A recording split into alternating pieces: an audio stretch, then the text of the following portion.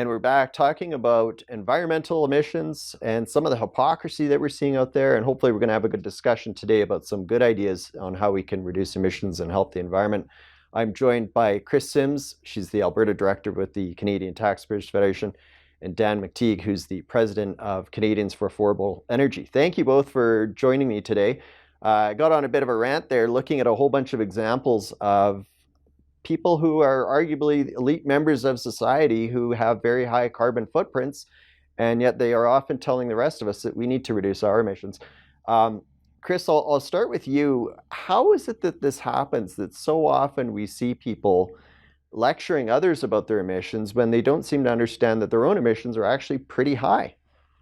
Unfortunately, we run into this in politics quite often. It's the whole rules for thee, but not for me mentality. And no offense, Mr. Mcteague, I know you did a great job while you're a parliamentarian, but this becomes part of the thinking, unfortunately, when you get into these bubbles of power, particularly in capital cities. And in this case, with emissions, you're absolutely right. You nailed it. There's that old cartoon that I've seen so many times where the entire sky is full of this black smog. And it's like, what's going on? And it's all these jets leaving. And it's like, oh, it's just folks going to another climate conference. And it really ruins their messaging if they truly think that emissions are the biggest deal and the biggest problem ever in the world of the environmental problems, that they're yet still having a huge carbon footprint themselves. They're not going to be able to sell this to the hardworking average taxpayer in Canada if they're constantly being so hypocritical. Dan, I want to ask you the same question. I mean, as Kris mentioned, you were in politics previously. In the celebrity world, I don't know that they always have people that are sensitive to these issues, but often in politics, if an elected official isn't maybe necessarily thinking about how their actions might look from the outside in, I mean, often they have staff members who will, speak up and say, you might not want to do this because you're going to look like a hypocrite. So, how is it that we see this happen so often in politics still? Well, I think it's fair to say that politicians, especially those on the NDP government coalition side, have, if you will, a shield. They can always get the media to turn attention to other things as opposed to dealing with the blatant examples of hypocrisy. And as Kris has rightly pointed out, it's easier for us to, rules for thee, not for me, but do as I say, not as I do, tends to be the order of the day.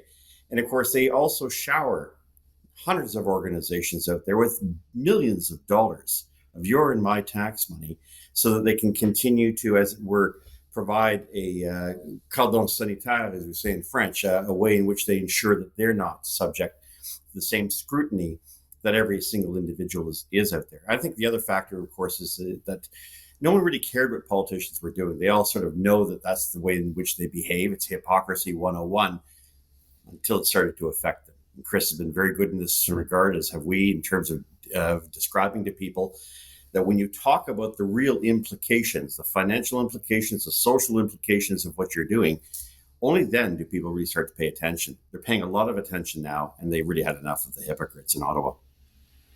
So, how much is this undermining the environmental issue? And we often hear politicians talk about the need to reduce emissions.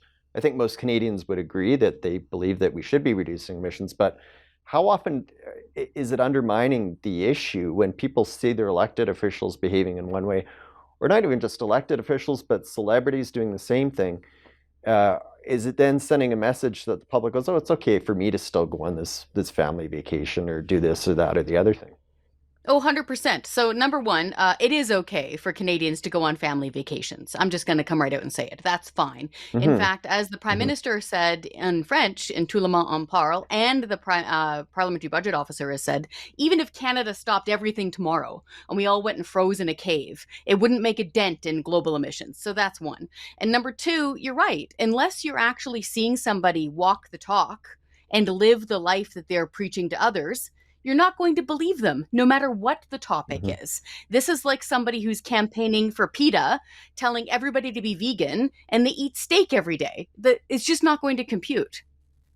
Well, Hmm. and it doesn't help, of course, Colin, that you have a government which had to admit last week, the very Minister of Environment and all things climate, saying that, hey, you know what? We don't measure emissions from these carbon taxes that are hammering every single Canadian in this country. So, I don't think they're serious. This is really a tax scheme. It is nothing less than that. I think Kris can speak more effectively than I can to that.